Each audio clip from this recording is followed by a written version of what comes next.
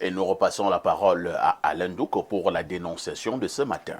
Parfait, la dénonciation de ce matin repose sur un incident survenu à l'ESTIC lors des dernières soutenances des cycles de fin des études, des étudiants enfin, arrivant en fin de cycle d'études au niveau de l'ESTIC. Et l'incident, on le doit au directeur général de l'institution lui-même. Une espèce d'appréciation sur le travail d'un des étudiants en fin de formation. Je ne veux pas en dire beaucoup, puisque nous avons vu les images sur les réseaux sociaux. Je veux soumettre véritablement à l'appréciation de chacun de nous ce qui s'est passé au travers d'un support audiovisuel, si tu le veux bien. Ok, je pense que nous allons prendre cette vidéo et nous reviendrons sur ce plateau pour des commentaires et analyses. Si je vous renvoie comme vous le mériteriez, vous reviendriez après 15 ans. C'est une perte de temps. Le jury a donc décidé de vous appliquer à titre exceptionnel une extrême indulgence en vous donnant la note de 10 sur 20 en rapport de stage. Mais j'indique bien qu'il ne le mérite pas, ce rapport. Vous auriez mérité 5 ou 6 sur 20. Mais nous vous le donnons, nous vous la donnons, cette note, pour nous débarrasser de vous, pour ne plus avoir à vous retrouver sur notre chemin à l'école. Parce que vous n'êtes pas un étudiant mauvais, vous n'êtes pas moins doué que d'autres, mais vous n'avez pas le cœur à faire l'école, mon fils. Je me souviens avoir connu votre père, c'était quelqu'un de sérieux.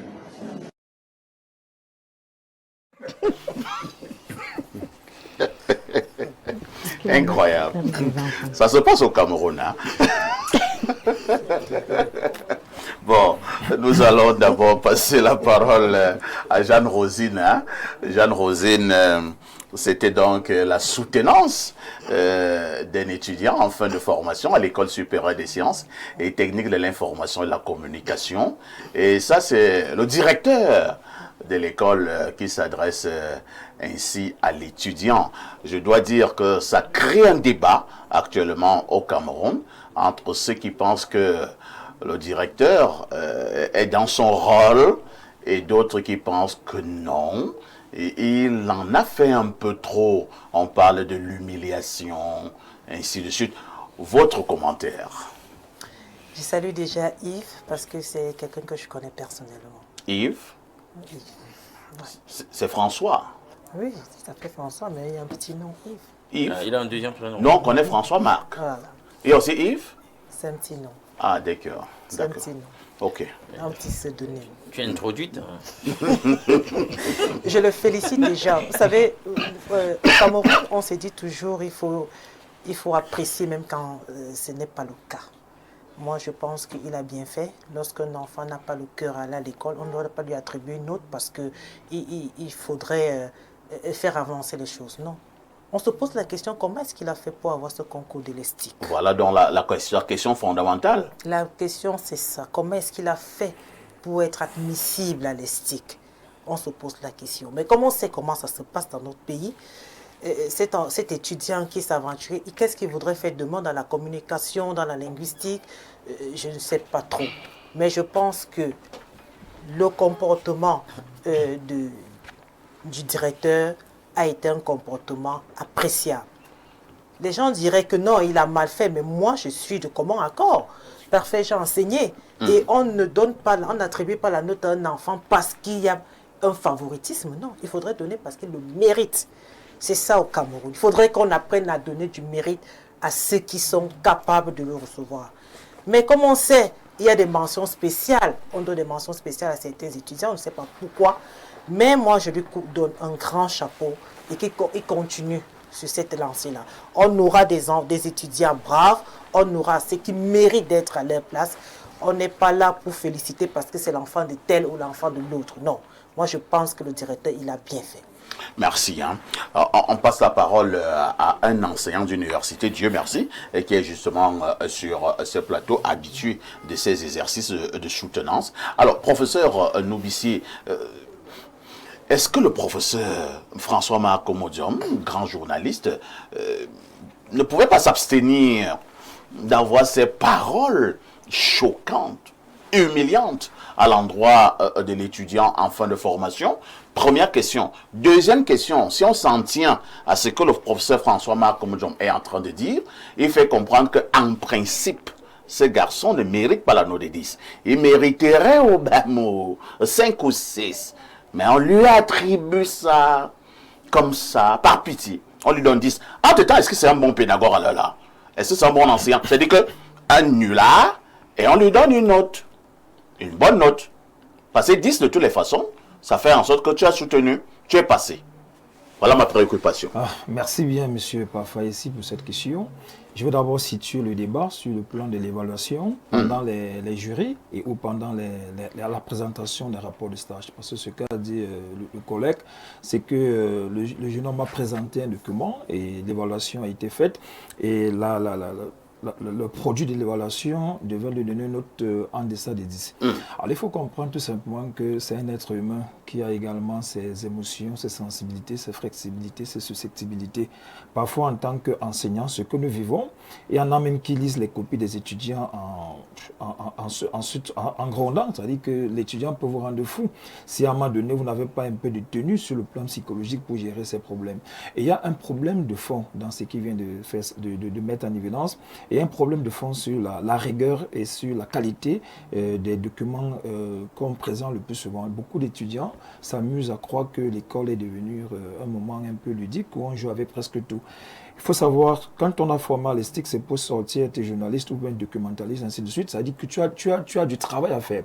Et beaucoup d'étudiants ne prennent pas leur travaux au sérieux. C'est un peu ce qui se passe avec la réaction de notre collègue. Bon, maintenant, en tant qu'enseignant, et de son niveau, on devait avoir la capacité de se retenir et de manager ses émotions. Je peux comprendre qu'il est sous l'emprise de ses émotions. Les mots qu'il a choisis ne sont pas les plus indiqués parce qu'on ne doit pas tenir un certain nombre de propos par rapport à l'étudiant, surtout quand il s'agit des propos publics. Même quand c'est privé, on ne devait pas le dire.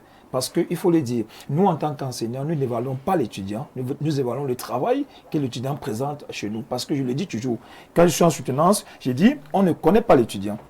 Mais ce qu'on sait de lui, c'est son rapport, c'est son mémoire, c'est sa thèse. Et nous, en tant qu'enseignants, on devait se limiter à n'évaluer son travail.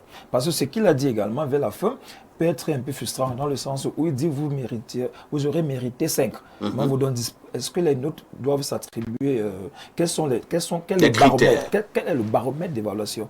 Quel est le baromètre d'évaluation? Parce qu'il faut encore tenir compte du baromètre, on ne peut pas le dire. J'aurais bien voulu qu'ils disent à l'étudiant, tu as 10 sur 20 et on t'a donné 10 sur 20. Parce qu'il dit, tu méritais 5 sur 20. Mais on t'a donné 10. Mais on t'a donné 10. Ça montre quand même que les critères d'évaluation ne sont pas sérieux et que les 5 autres points qui viennent s'ajouter sur les 5 qui méritaient viennent d'où?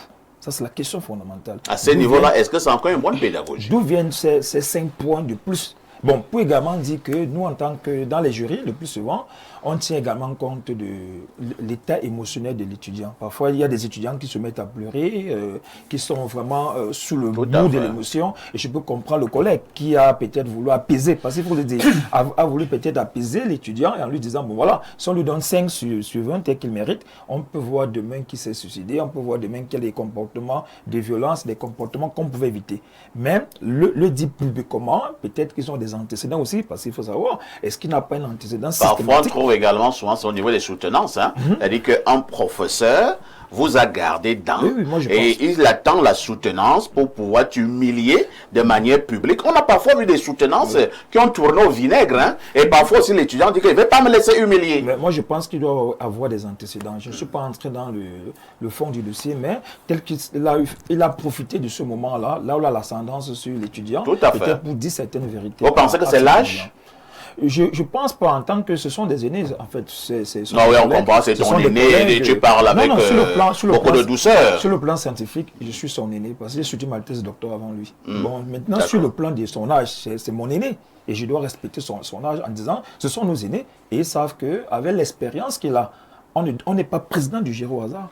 Quand on vous dit président du jury, ça veut dire que vous avez des capacités à domestiquer vos émotions, à domestiquer vos frustrations et à domestiquer l'environnement dans lequel la soutenance a lieu. C'est-à-dire qu'il n'a peut-être pas compris que nous, en tant qu'enseignants, il y a des choses que nous acceptons, nous avalons sans les faire sortir en termes de pourriture. Parce que nous vivons tous, on est des humains, mais arrivé à un certain niveau, on doit pouvoir domestiquer nos émotions et nos frustrations et ne pas dire certaines choses en public, même si parfois ça dérange et ça dérange vraiment. Nos étudiants sont tenus un peu à beaucoup plus de sérieux. C'est vrai que lors des soutenances, pour avoir soutenu déjà au moins 2 fois, je sais un peu comment ça se passe, pour avoir assisté à des soutenances des amis et des frères, docteur, il y a la famille qui est là. Le papa vient parfois du village avec la maman, les oncles sont là, il y a les sœurs, il y a des amis, il y a des voisins qui viennent assister à votre soutenance. Alors, en pleine soutenance, se faire lyncher comme ça, se faire insulter comme ça devant toutes ces personnes qui vous admiraient. Je suis là sur le plan humain. Est-ce que le professeur François-Marc Modjon, pour qui j'ai beaucoup de respect, n'est pas allé un peu loin vu le contexte? Alors, il faut comprendre que le professeur Marc Modjon est entouré, n'est-ce pas, d'autres membres du jury. Tout à fait. Alors, c'est un collège. Alors, ne pensez pas qu'il a pris cette décision tout simplement seul. Il n'a pas pris cette décision seul. Et quand vous vous rendez compte que c'est quand même... vous êtes d'ailleurs le directeur de l'école. Tout à fait. Vous avez des meilleurs enseignants.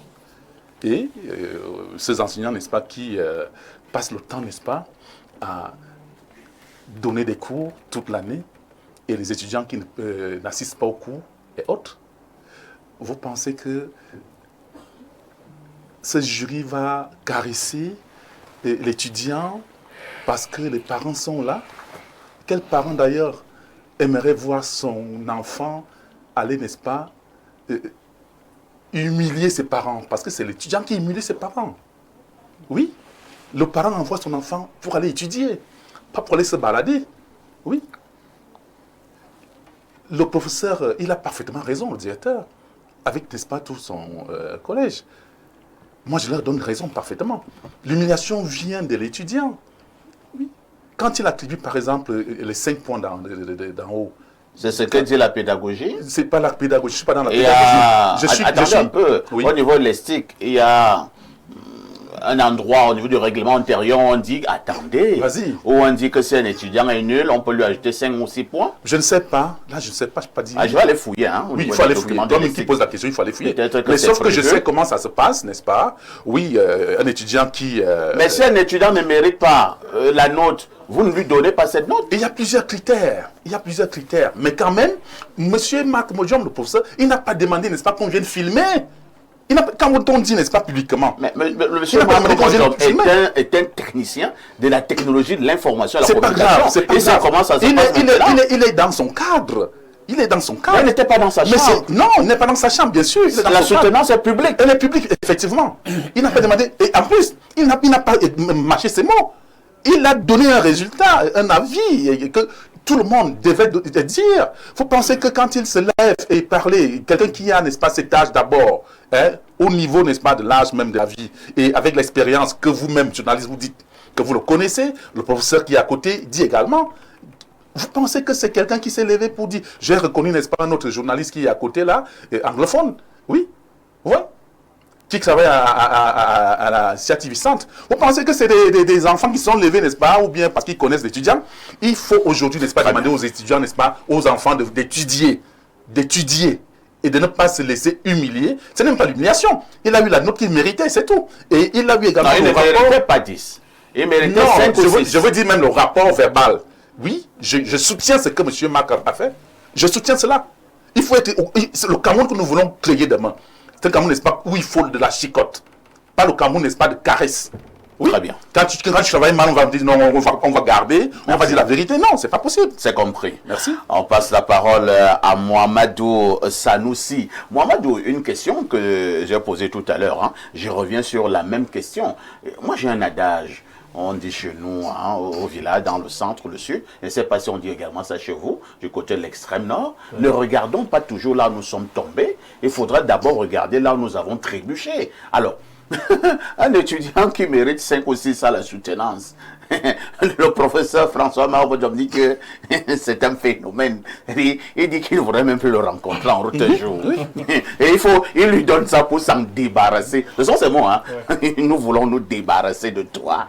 Mais ce bonhomme, il a d'abord fait comment pour avoir le concours de l'ESTIC? Merci, monsieur Parfait. En fait, moi, je voulais savoir, ce bonhomme-là, ou bien ces jeunes étudiants qui viennent sortir de l'ESTIC, il est d'abord fils de qui? Il faut d'abord demander, il faut se demander. Parce que là, on n'a pas retransmis sa soutenance en direct. Et je n'ai que vu une petite portion de vidéo où... un extrait. Un extrait de vidéo où le directeur de l'ESTIC est en train de parler. D'abord, moi, je peux analyser ça sous 2 angles. Oui. Premièrement, comment l'enfant a eu à faire le concours et réussir? Il est passé par comment? Un monsieur aussi nul. On dit un monsieur nul. Il est passé par comment pour faire ce concours? Et deuxièmement, dans les jurys, en fait, comment ça se passe dans les universités, dans les écoles? Quand un étudiant est en train d'écrire son rapport de stage ou bien son mémoire de fin de parcours, il a d'abord un directeur de mémoire. Tout à fait. Si c'est au niveau master, c'est beaucoup plus les chargés de cours. Il y a même à l'ESTIC, hein, quand vous sortez au niveau, après 3 années, vous avez un directeur de mémoire. Ok, il y a un directeur de mémoire qui suit les travaux du début jusqu'à la fin, premièrement. Et lors de la soutenance, il y a un rapporteur, il y a un examinateur. Et avant même la soutenance, l'étudiant dépose, je pense, 1 ou 2 semaines. Tout à fait. Avant de soutenir. Tout à fait. C'est-à-dire le jury a eu le temps de scruter au pain fin les travaux de ce monsieur. Le mémoire du jeune étudiant. Vous voyez donc, là peut-être, moi je me dis, je ne sais pas ce qui se passe de ce côté-là, peut-être il y a un différent entre le président du jury et l'encadreur de l'étudiant. L'étudiant est en train de couper. Puisqu'il est inadmissible qu'il vienne dire que l'étudiant devrait avoir ça, mais il a donné 10. Chose impossible dans un jury. Il y a d'abord la prestance de l'étudiant, qu'on note sur ça. Il y a également l'habillement. Je parle sous le contrôle de l'enseignant qui est ici présent. Il y a l'habillement qu'on note. Il y a d'abord, comment on dit ça, le rendu. On voit la mise en page, le logo est bien écrit, on note. Seulement ça suffit à ce que l'étudiant ait 10. Juste ça suffit à ce que l'étudiant ait 10.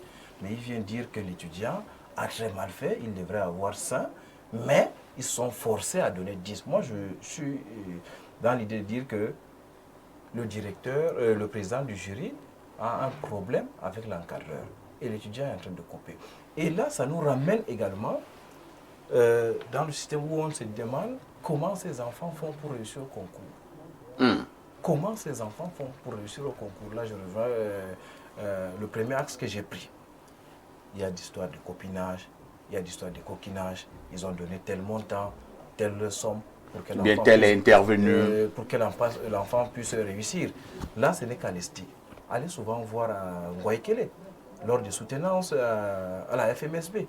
Il y a des étudiants qui produisent un rapport de stage qu'on appelle mémoire de la faculté de médecine qui ne ressemble à rien. Je dis bien qui ne ressemble à rien. Un médecin? Un médecin. Ils sont remplis là-bas.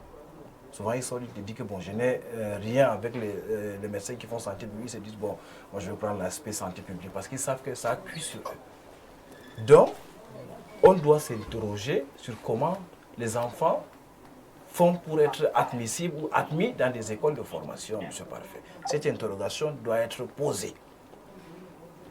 Et également, pour chuter, on doit se rassurer que dans cette école de formation, comment les cours se font. N'y a-t-il pas une discipline requise? Parce que là, il dit l'étudiant n'est pas présent. Il ne vient pas. Je pense qu'une école de formation, si tu ne viens pas pendant 1 semaine, on doit te convoquer au conseil de discipline. Ça, c'est clair. Mais il dit l'étudiant ne vient pas. À l'ESTIC, c'est presque comme au lycée. A fait si tu manques le cours une journée, on sait que tu as manqué le cours. On sent que tu as manqué puisque c'est maximum 25-30 places. Il y a même des niveaux là-bas, c'est 15 places. C'est 15 places, mais le monsieur dit, le président du jury dit que l'enfant est un étudiant moins brillant qui ne vient pas au cours. C'est un étudiant fantôme. Non, c'est un étudiant Il fantôme. énerve François Ça Martin. veut dire que l'enfant ne venait pas au cours. Il a fait comment pour arriver jusqu'au bout? Point d'interrogation. Il a fait comment pour arriver jusqu'au bout? Point d'interrogation. Maïmouna, cela fait quand même grand bruit hein, entre les défenseurs de l'attitude du professeur Marc Modjom et d'autres qui pensent que nous voyons, ne tapons pas simplement sur l'enfant, mais il y a plusieurs choses qui peuvent entrer en jeu. Je disais tout à l'heure, parce que ça peut faire l'objet d'un arrêt majeur sur ce plateau, les soutenances dans nos écoles de formation et dans nos universités. Par moment, le président du jury a des problèmes avec le directeur des thèses de l'étudiant. Il dit, je vais le couler. En fait, comme l'expliquait tout à l'heure Mohamedou, il est en train de vouloir démontrer que le directeur de thèse, il fait un truc général là, il n'est pas à la hauteur. Donc il veut régler les comptes à un de ses collègues. Il chiffonne le travail de l'étudiant. Il le chiffonne. Il montre qu'il est nul. Or, comme le dit Mohamedou, pour qu'on accepte même déjà que vous souteniez, on a déjà passé ton travail au pain fin. Et il y a aussi des cas. Madame, et là, ça tombe bien que vous êtes une femme. Si vous avez passé le temps à dire non à un membre du jury ou bien au président du jury, le gars dit, je t'attends à la soutenance de la thèse. Toi qui es une dame, le gars cherche à t'humilier, à montrer que tu es nul, que tu n'es rien, que tu es moins que rien. Donc, il n'a que ce moment-là pour t'humilier. Et par moment, on a même parfois vu entre les membres du jury une guerre.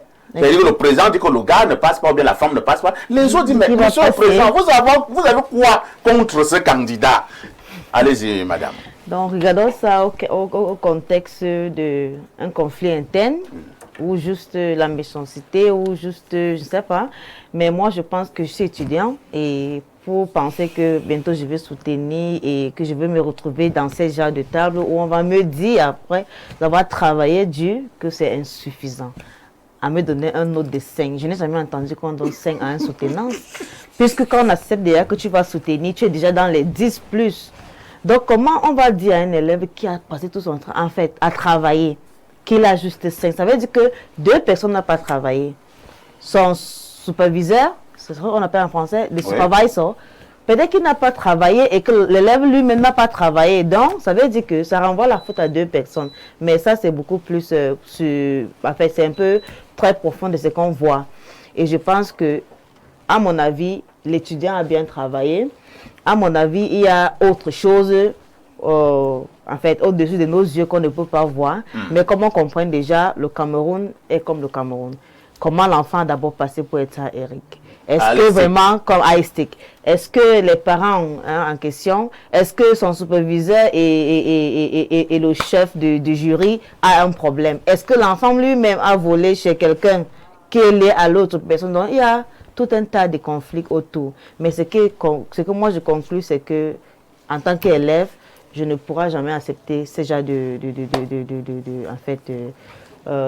fait pour dire que j'ai 5. Entre-temps quand même, hein, est-ce que si l'étudiant est vraiment nul, comme le dit le professeur Modjom, pourquoi ne pas simplement lui donner une note où l'étudiant ne passe pas? Et il nous enlève ses insultes et tout et tout. Est-ce qu'on a vraiment besoin d'insulter? Parce que les mots violents, comme je n'ai pas besoin de lui voir encore dans ma vie. Il te faudra encore 15 ans pour entrer ici. Tout ce mot-là est violent. Et comme on parle de la semaine de anti-violence, no to violence, je pense que ce sont les mots qu'on doit d'abord... Est-ce que la dignité de l'étudiant n'a pas été attaquée? Attaquée, puisqu'il y a sa famille, il y a même sa copine, oui, il y a même ses copines qui sont là pour voir comment le gars est brave et on lui lave. Alors que sa copine sait que c'est un vaillant monsieur. Mais on vient vous voyez que le gars lui-même est déjà traumatisé. Et la famille est son village, on sait que c'est un grand homme. Hein? Et aujourd'hui, il serait noté comme, en fait... Ça devient compliqué. Ah oui. J'ai Alain mal pour lui. Doc, quel est le regard que vous posez sur cette soutenance d'un autre genre à l'Estique? Est-ce que le directeur François-Marc Modjom est victime de ce que j'appelle le syndrome des gens excellents? Parce que parfois les gens excellents sont très exigeants avec les gens moins bons. Il faut quand même dire que François-Marc Modjom il est considéré comme la crème en matière de journalisme ici au Cameroun. Même si à un certain niveau, je suis peut-être pas d'accord avec la thèse de doctorat qu'il a soutenue au sujet des silences du président. Ah, mais il faut donc, dire... vous pensez, comme certains, que sa thèse également peut être critiquée? Non, mais elle est à critiquer. Et si quelqu'un lui avait porté les mots qu'il disait à l'étudiant, là, sur ces silences du parfois, président. on a porté. Les gens ont porté ces mots. Mais la thèse est quand même passée. Toutefois, disons qu'il est quand même quelque part excellent. Parce que François Magmozom, il est vice-major de sa promotion. 84 ou 87 quand il sort comme journaliste. Et puis lorsqu'il va se spécialiser en journalisme politique, il est major. Alors, la plupart du temps, des gens comme ça sont souvent très exigeants. Ils n'aiment pas qu'on marmaille autour d'eux. Donc, ça notre problème, c'est les mots. J'en viens, je prépare. Est-ce que le fait d'être excellent vous octroie également le visa des insultes? Non, on ne peut pas. C'est pour ça que tu me laisses pas développer. Il Allez-y. faut en toute chose l'art et la manière. Et en tant que leader, il aurait dû le comprendre. Vous l'avez déjà si bien dit. C'est-à-dire que lorsqu'on vient pour une soutenance, il y a un public. Vous savez, il y a un public. Et dans le public, il y a les parents, il y a les amis, il y a les relatifs de celui qui est le candidat à recevoir le diplôme pour la journée en question. Donc, parler comme ça avec autant de condescendance, ça peut être une source d'une énorme frustration. Ailleurs, vous savez, des gens ne négligeons pas le taux de suicide qui est quand même séculaire. Ouais. On est à quelque chose comme, je sais pas, 5 suicides pour 100 000 personnes. Chaque année, c'est la moyenne. L'étudiant peut avoir un choc émotionnel et il y a un psychosociologue sur le plateau. Il y a ce genre de choses dont il faut tenir compte. Maintenant, comment il arrive là? Parfait. Ce qu'on ne dit pas tout à l'heure, j'ai vu, ça peut encore être plus grave ce que je viens de décrire quand c'est un adulte plus qu'un enfant même encore. Pourquoi? Parce qu'on dit quand même que le candidat a passé 14 ans. Comment on fait d'abord pour passer 14 ans? Comment on fait d'abord pour passer 14 ans? Là, on ne fait que piétiner. Attends, comment tu fais pour passer 14 ans dans une école? C'est vrai que le directeur lui dit, moi, je ne veux pas te voir pour une question année, je suis fatigué. Donc, il est un peu exaspéré. Il est exaspéré par tout ça. Pour une formation de 3 ans. Voilà. Lui-même, vous voyez, lui-même, le directeur, je pense que c'est le professeur qui le disait de tout à l'heure, c'est-à-dire que ses émotions se sont fait ressentir par rapport à la situation. Non, il en a marre. Et il le fait savoir, en fait. Or, vous savez, on n'entre pas là-bas simplement par concours, vous le savez bien. Il y a aussi des auditeurs libres. Oui. Donc, imaginez, quand on a passé le temps à dire enfant, il a entré là-bas, il a 15 ans, et il a passé 14 ans, il a au moins 29. Bon, juste pour blaguer. Pour dire que je suis sûr que c'est un monsieur. C'est un monsieur. Et là, le directeur n'a pas pu se retenir. Gars, je ne veux plus que tu sois dans cette école. Donc, vraiment, vas-y. Je te manifeste mon ras le bol. On va laisser tous les canons. La bienséance, quand je dois que tu parles. J'ai fait ce qu'il faut pour que tu parles. L'an prochain, moi, je ne veux pas te voir ici. Donc, il aurait dû se retenir. D'autant plus qu'ils ont parlé en aparté au niveau du collège. Voilà. Les autres collègues ont dit, bon, faisons comme ça. Il a dit, oui, validons comme ça. Même comme je ne pense pas que ce gars mérite. Mais laissons, bon, d'accord, je suis avec vous, je laisse faire.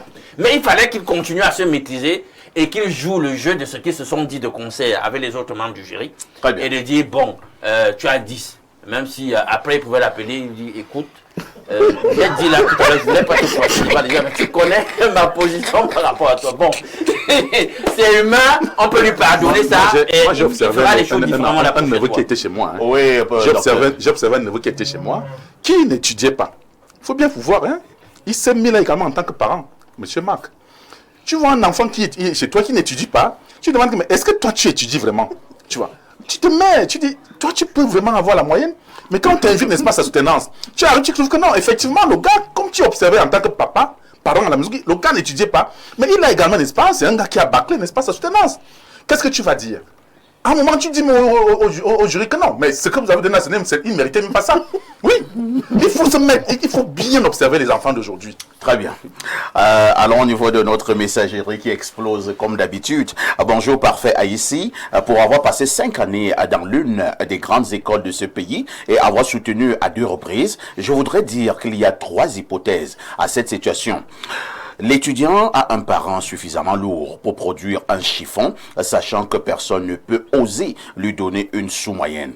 Entre l'étudiant et le président du jury, n'y a-t-il pas un conflit qui précède cette soutenance? Une étudiante entre les deux, par exemple.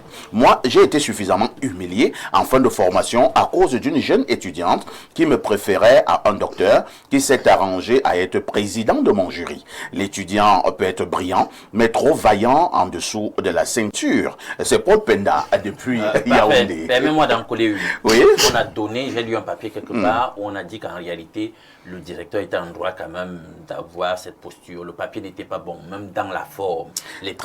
La police 14 utilisée. Le papier donne à peine, je ne sais pas combien. Quand on revient à la police de 12, on devrait être dans les 15 pages. Oh, ça ne respecte pas le canon pour l'école en question. Salut, son excellence parfait ici. Je suis excellence. Par rapport à la dénonciation du jour, j'aimerais qu'on envoie monsieur Yves, l'ami de Jeanne, à l'ENAM et qu'il nous sorte son charisme. Il le fera toujours. Je suis d'accord. Hein? Comme à l'Estique, c'est le vrac. Oh non, on ne dira pas ça quand même. On peut parler à l'enfant d'autrui devant sa femme et ses enfants ainsi. Ça, c'est une humiliation, pas de la pédagogie. Par ailleurs, entre l'étudiant et son encadreur, qui est médiocre? C'est Landry et Chémon qui envoient cette contribution. Je pars au plus 974. C'est un message qui nous vient du Qatar. Bonjour perfecto, agréable fin de semaine à toi. À propos de la dénonciation, je vais dire une seule chose. Le meilleur héritage qu'un parent puisse laisser à ses parents, c'est un bon climat avec son entourage, de peur que les enfants dans le futur ne payent les pots cassés. Je fais partie de la dernière vague de l'oral au baccalauréat dans les années 90. Un membre du jury a lu mon nom et a reconnu mon papa. Fort heureusement pour moi que mon papa avait rendu un grand service à sa famille. Sinon, il aurait pu me donner une mauvaise note. Un autre message. Un professeur démissionne après la mort de son élève.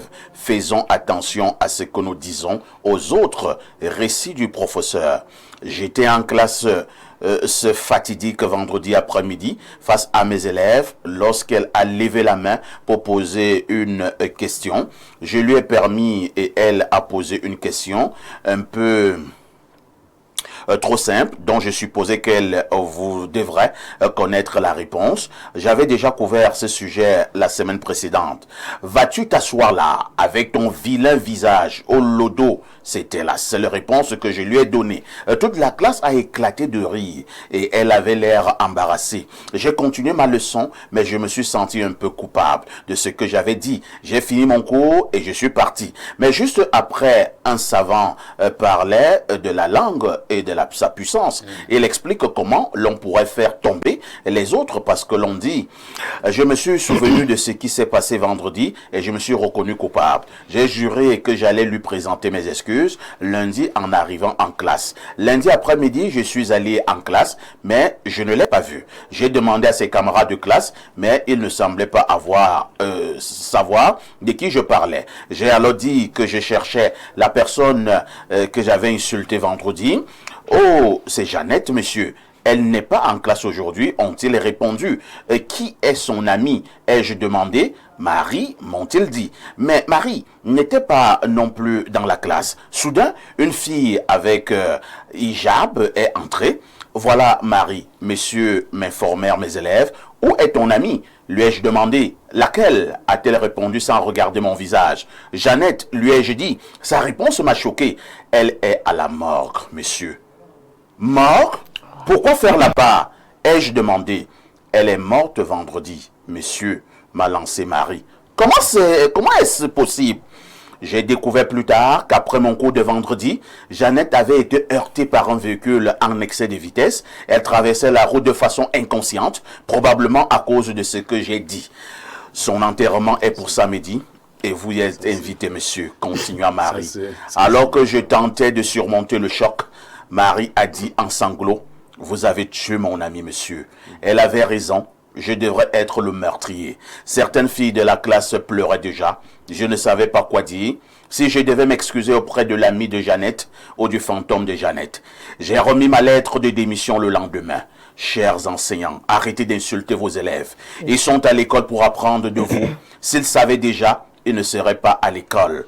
Faites attention à ce que vous dites aux autres. Vos paroles apportent-elles la vie ou la mort aux auditeurs? La vie et la mort. Faites attention à ce que vous dites aux autres. Vos paroles apportent-elles la vie ou la mort aux auditeurs? C'est une histoire triée, c'est une histoire. Et ne touche pas aux impôts. C'est une histoire.